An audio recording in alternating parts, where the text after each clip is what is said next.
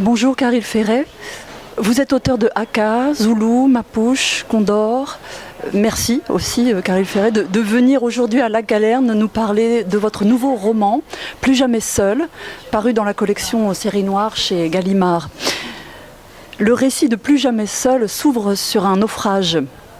Mac Cash, votre héros, va enquêter sur cette fortune de mer.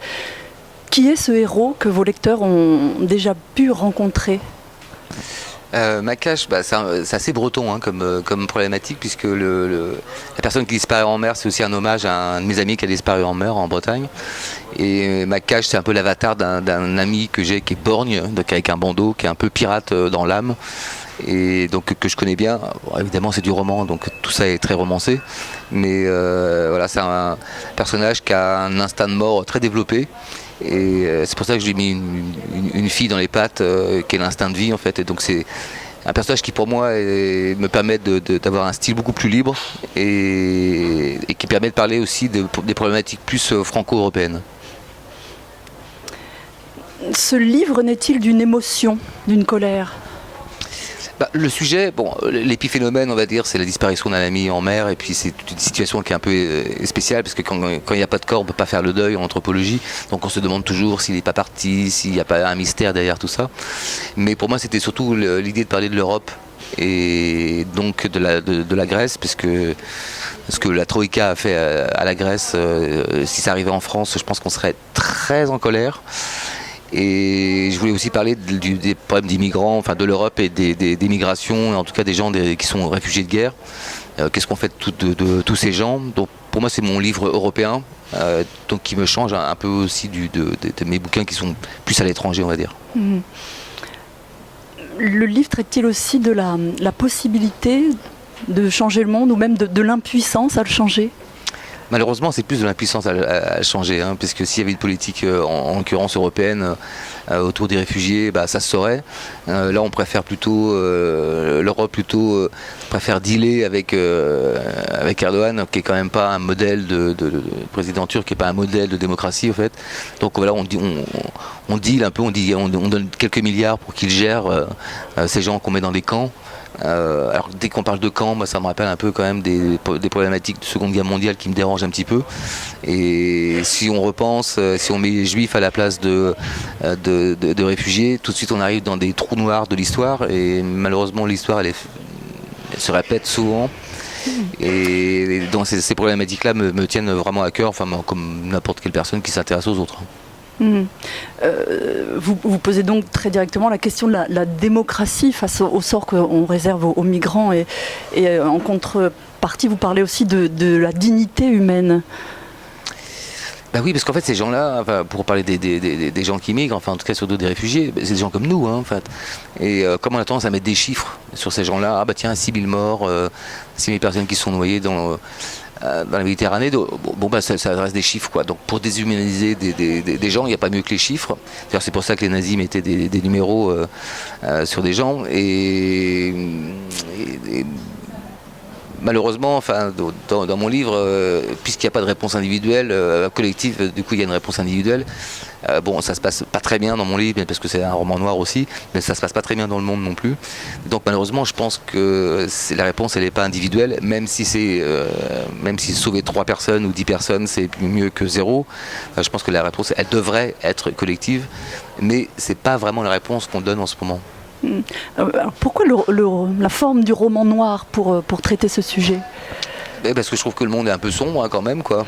Et puis le roman noir, pour moi c'est du roman, mais qui est à part entière en fait quoi, mais qui s'occupe plus des autres que de soi. C'est peut-être un proche qu'on peut parfois faire sur le roman, on va dire littérature plus générale, qui parle parfois, l'auteur parle de lui-même, il a son grand droit en fait.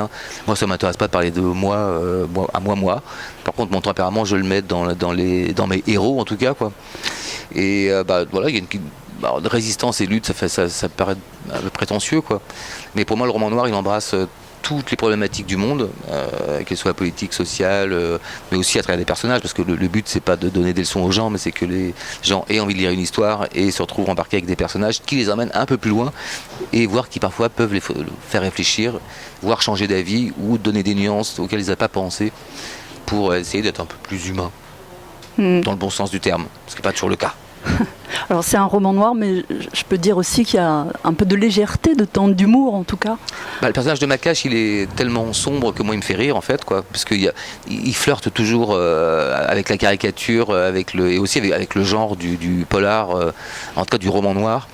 Et donc j'espère qu'il y a, dans le style d'écriture, on voit qu'il y a aussi de l'ironie, et il a beaucoup, c'est un personnage qui a de la dérision quand même, quoi. Makache, c'est un roman qui est engagé, mais lui il est complètement dégagé, quoi, en fait, quoi.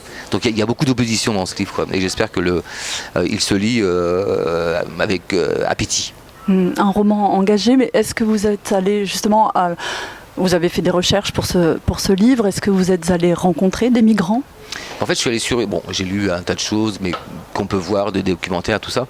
Mais j'ai un éditeur grec qui a une maison en Grèce, sur l'île d'Astipalea, où se situe une bonne partie de l'action, on va dire, où les migrants arrivent de Turquie. Donc j'ai passé un mois là-bas en guettant, entre guillemets, les migrants. Donc ils connaissaient leur plage, donc je savais où ils pouvaient arriver. Malheureusement, ils ne sont pas venus le mois où j'y étais. Mais par contre, j'ai rencontré des gens qui les accueillent. Et en plus, c'est une toute petite île grecque. Donc avant que le HCR arrive de Athènes pour venir les chercher, souvent ils restent une semaine, 15 jours, un mois, selon le temps. Et ces Grecs qui sont très hospitaliers, préparent à manger, un tas de choses pour les aider. Ils les attendent en fait, parce qu'ils savent qu'ils arrivent régulièrement, et ils les traitent avec beaucoup d'humanité. Et peut-être une dernière question sur le roman. Vos femmes, vos héroïnes sont combattantes. Est-ce qu'on peut parler d'un roman féministe aussi ? Oui, en tout cas c'est une des causes que je défends, comme beaucoup d'autres, mais bon, moi je suis plutôt du côté des opprimés. Alors je pense que les femmes sont toujours maltraitées, en tout cas pas traitées à égal des hommes, ça suffit pour m'énerver. Et du coup, comme j'aime pas la passivité, la mollesse, donc c'est pas du tout des non-vertus que je porte aux femmes, donc effectivement mes femmes ont plutôt du tempérament. Mais c'est aussi les femmes que j'aime, à la fois comme amies ou comme amoureuses. De toute façon, le monde n'est pas super beau, donc ça n'empêche pas d'être heureux, mais pour être heureux, il faut se battre un petit peu. Et pour mériter notre bonheur, il faut y aller, à fond la caisse. Une dernière question pour terminer cet entretien. Quel livre ou quel auteur voudriez-vous ou aimeriez-vous conseiller à vos lecteurs ? Jean-Bernard Pouy, qui vient sortir Mazade. Jean-Bernard Pouy qui revient à la série noire après des escapades à droite et à gauche. Et c'est un auteur que je trouve extrêmement drôle. Je suis parti en Grèce avec lui dernièrement et on a beaucoup rigolé, et c'est vraiment quelqu'un, et les Grecs ne le connaissaient pas, ils sont tombés sous le charme, vraiment. Et ces livres sont tous assez différents, mais il y a toujours beaucoup, c'est politique avec beaucoup d'ironie et d'humour, et donc c'est un 68 art qui n'a pas viré, c'est pas un maoïste qui a viré je ne sais pas quoi à droite, de l'extrême droite, non. Il est droit dans ses bottes, et il est fidèle à ses idées et à ses amitiés, à ses amours, et j'aime la fidélité. Merci beaucoup, Caril Ferry. Merci à vous.